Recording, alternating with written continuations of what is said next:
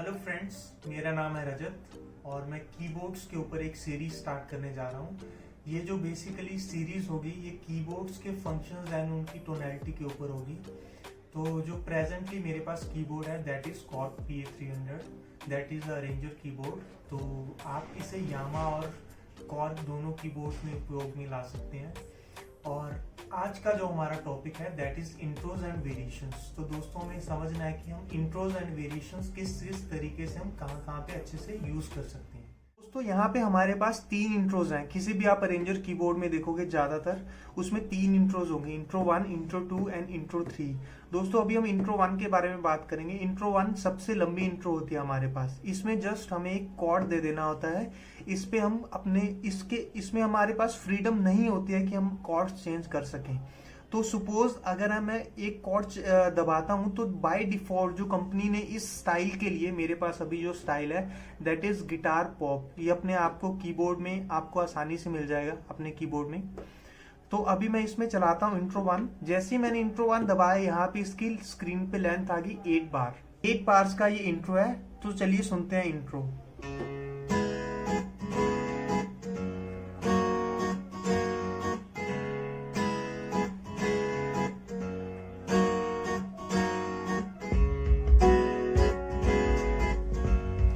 तो जैसा कि दोस्तों इसमें आपने देखा कि खुद ब खुद ही कॉर्ड चेंज हो रहे थे। तो हमारे पास ये फ्रीडम नहीं होती इंट्रो 1 में कि हम अपने कॉर्ड्स चेंज करें।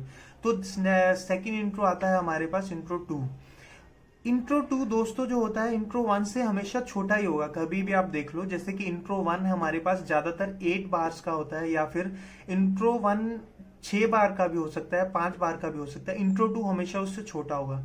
लेकिन इंट्रो 2 में हमारे पास एक बहुत बड़ी एडवांटेज होती है कि हम अपने कॉर्ड्स ट्रिगर कर सकते हैं इसमें। जैसे कि इसमें मैं अपने हिसाब से मैं कॉर्ड्स लगा सकता हूं। तो यहाँ पे इसमें आप देख सकते हो कि इसकी लेंथ है 5 बार्स। तो मैं इंट्रो स्टार्ट करता हूं। यहाँ पे मैंने सिंक स्टार्ट किया हुआ है, तो just I have to put the cord.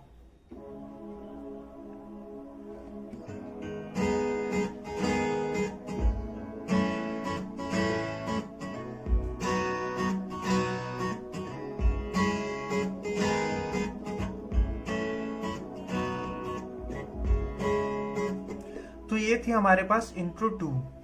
और इसके बाद आता है हमारे पास इंट्रो 3। इंट्रो 3 दोस्तों कभी हमें चाहिए होता है कि हमें बहुत ज्यादा लंबी इंट्रो नहीं चाहिए होती। जैसे कि हम चाहते हैं कि हमारा गाना सिर्फ एक बार के बाद स्टार्ट हो जाए। तो यहाँ पे इंट्रो 3 की लेंथ जो होती है सबसे छोटी होती है। तो अगर आप देखोगे स्क्रीन पे तो कि यहाँ पे इसकी लेंथ सिर्फ एक बार है। तो अगर आप देख पा रहे हो, तो अगर मैं इसमें चलाऊंगा तो जस्ट 4 काउंट्स के बाद हमारा गाना स्टार्ट हो जाएगा। और इंट्रो 1, 2 एंड 3 के बाद किस वेरिएशंस पे जाना है वो हमारे ऊपर है। जैसे कि इंट्रो 1 के बाद मैं चाहता हूं सीधा कि हम तीसरी वेरिएशंस पे चले जाएं, तो तीसरी वेरिएशन दबा के हमें इंट्रो 2 दबाना होगा। तो इंट्रो 2 दबाया और इसके बाद डायरेक्ट में जाऊंगा, मैं अपनी थर्ड वेरिएशंस पे जाऊंगा।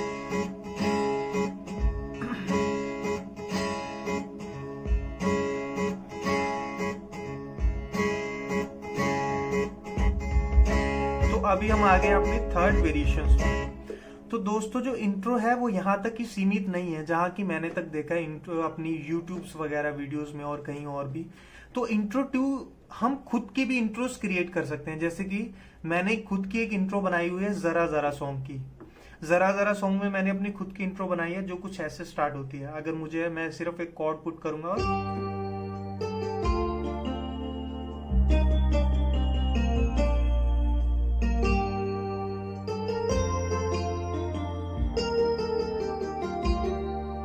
एक और सॉन्ग का यहाँ पे हम एग्जांपल लेंगे। पिछले 7 दिनों में जो रॉक सॉन्ग है उसका मैंने इंट्रो बनाया हुआ है। तो उसका इंट्रो कुछ इस तरीके से।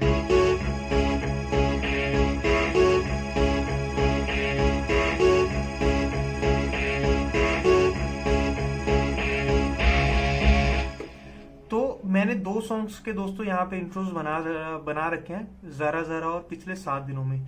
तो इंट्रोज आप खुद की भी इंट्रोज क्रिएट कर सकते हैं। ये बहुत कम लोगों को पता है। कोई इंट्रोज का यूज नहीं करता है इस तरीके से कि इंट्रोज जो बनी बनाई है वही यूज करते हैं लोग। इसके बाद आते हैं दोस्तों वेरिएशंस पे। वेरिएशंस दोस्तों हमारे पास ज्यादातर जो अरेंजर्स कीबोर्ड में उसमें हमारे पास 4 तरीके की वेरिएशंस होती हैं।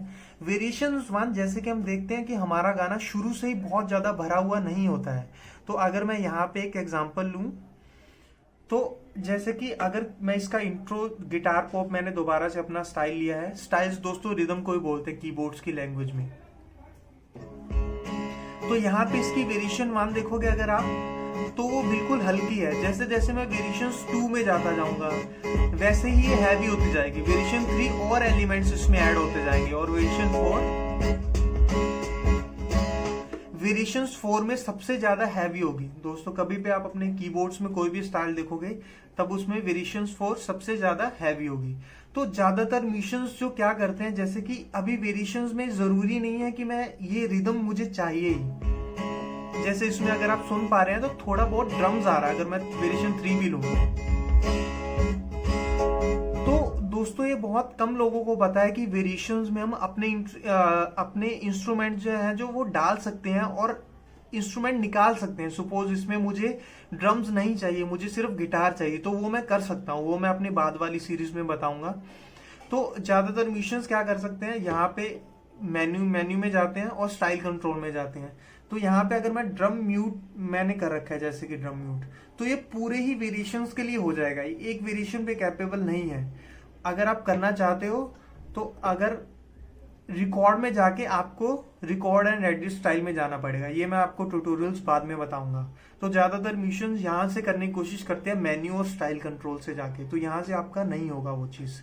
और इंट्रो 1 का जैसे कि जो मैंने एक बहुत अच्छा यूज देखा है इंट्रो 1, 2, 3 का। जैसे कि कई बार क्या करते हैं कि हमारे गाना चल रहा है और हमारे दिमाग में इतना अच्छा कोई पीस नहीं आता है। जैसे कि सपोज मैं ये रिदम चला रहा हूँ तो मेरे दिमाग में एकदम से इसका पीस नहीं आता है। ये बिगनर्स के साथ होता है। तो हम इसमें क्या कर सकते हैं, इंट्रो 1 या 2 का बहुत अच्छे से यूज कर सकते हैं। जैसे कि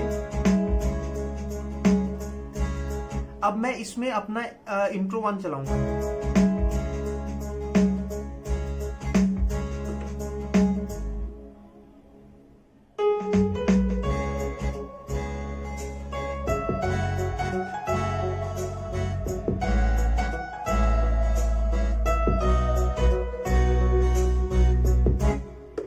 तो यहाँ पे जो दोस्तों हम कर सकते हैं, यहाँ पे वो इंट्रो 1 एंड 2 को हम अपने इंटरल्यूड की तरह भी यूज कर सकते हैं।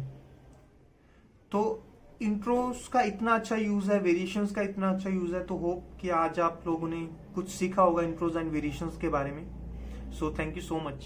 तो दोस्तों जो आज का हमारा वीडियो था वो था वेरिएशंस एंड इंट्रो पे। अगर आप चाहते हो कि मैं सिर्फ किसी स्पेसिफिक टॉपिक पे अपना वीडियो बनाऊं तो आप मुझे कमेंट सेक्शन में लिख सकते हो। थैंक यू, शबा खैर।